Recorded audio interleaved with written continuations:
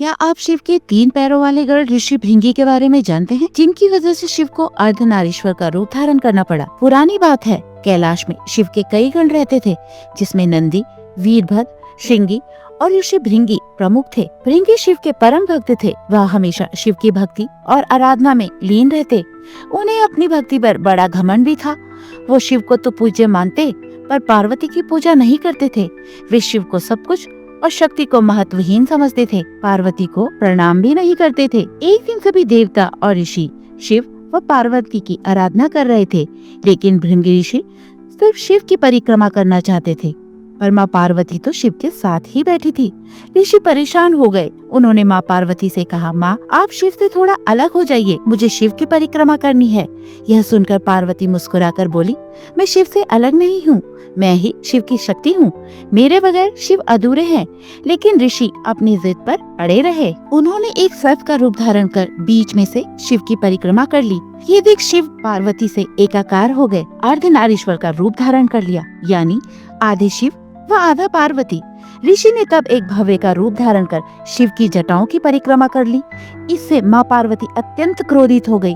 माता को ऋषि की छोटी सोच पर बहुत गुस्सा आया। उन्होंने कहा, अगर तुम्हें स्त्री से इतना ही परहेज है तो जाओ, मैं तुमसे तुम्हारी स्त्री शक्ति ही छीन लेती हूँ। ऐसा कहते ही ऋषि के शरीर से संपूर्ण शक्ति नष्ट हो गई। शरीर विज्ञान में माना जाता है कि हड्डियाँ और पेशियां पिता से और रक्त एवं मांस माँ से मिलता है। पार्वती के श्राप से ऋषि के शरीर से रक्त और मांस अलग हो गए और उन्हें बहुत दर्द होने लगा।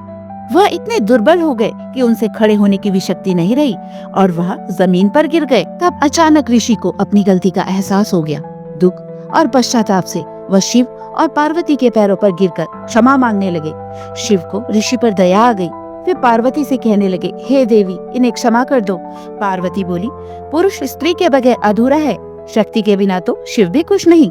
इन्हें ऐसे ही रहने दो, ताकि संसार को यह सीख मिले कि स्त्री और पुरुष एक दूसरे के बगैर अपूर्ण है। तब शिव ने भृंगी ऋषि को तीसरा पैर प्रदान किया, जिससे वे अपने शरीर का संतुलन बनाते हुए खड़े हो सके। तब से 3 पैरों वाले भृंगी ऋषि शिव के शिवगण बन गए।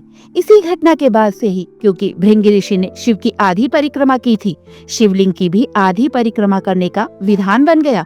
और इसी ऋषि की वजह से ही शिव ने अर्धनारीश्वर का रूप धारण कर संसार को यह बताया कि स्त्री और पुरुष एक दूसरे के पूरक हैं। वो जो स्त्रियों को महत्व नहीं देते, वह कभी उन्नति नहीं कर सकते। शक्ति यानी माँ पार्वती के बिना शिव भी केवल शव है। नारी के अस्तित्व को और शक्ति को दिखाने के लिए ही तमिलनाडु के तिरंचागोने में अर्धनारीश्वर का प्राचीन पवित्र हिंदू मंदिर शिव व देवी पार्वती को समर्पित है। यहाँ एक दुर्लभ पन्ने से बना शिवलिंग है। मंदिर के शिखर तक जाने के लिए 1156 सीढ़ियाँ हैं। यहाँ विशेष रथ का आयोजन वैकासी माह मतलब मई और जून के माह में किया जाता है। अर्धनारीश्वर का रथ 1699 में बनाया गया था। आयोजन में गणेश व मुर्गन समेत इस रथ को घुमाया जाता है। मंदिर के गर्भगृह में अर्धनारीश्वर के पैरों के पास जल का स्रोत है, जिसे दिव्य माना जाता है। यह मंदिर केवल पूजा की जगह नहीं, बल्कि अध्यात्म व वास्तुकला का अनोखा संगम भी है। हर हर महादेव।